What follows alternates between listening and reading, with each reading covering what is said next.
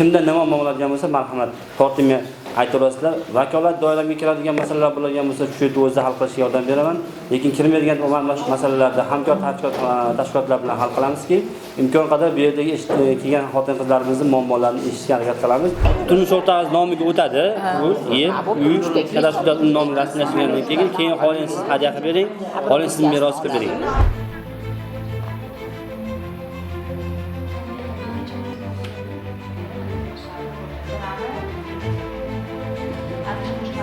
O'zi muqim yashagan joy bo'lgan. Bog'liq subsidiya masalan.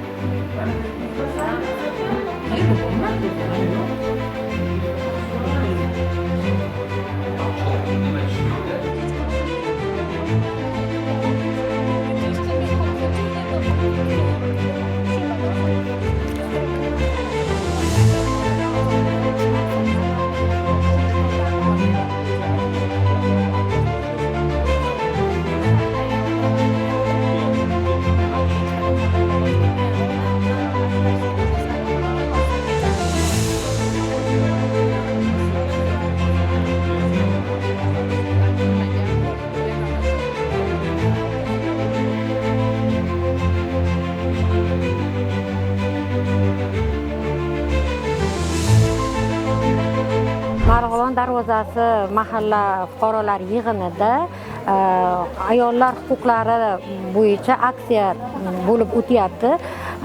Aksiyada mana shu mutaxassislar huquqiy maslahatlar berilyapti va ayollar uchun tibbiy ko'rik tashkil etilgan. Mana hozir huquqiy maslahatlar bo'yicha adliya bo'limidan kelgan mutaxassislar ayollarimizni muammolari bo'yicha sayyor qabul tashkil qilishgan. Sayyor qabul bo'yicha ayollarni qiynab kelayotgan huquqiy masalalar bo'yicha hammalariga javoblarini va huquqiy maslahatlarni berib kelishyapti.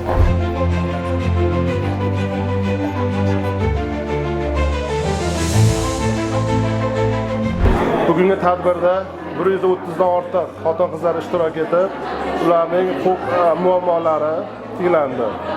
Viloyat adliya boshqarmasi, shahar adliya bo'limi tomonidan fuqarolarga huquq tushuntirishlar berilib, 40 dan ortiq fuqarolarga huquq tushuntirish berildi hamda 20 dan ortiq murojaatlar boshqarma bo'lim ish yurituviga olindi.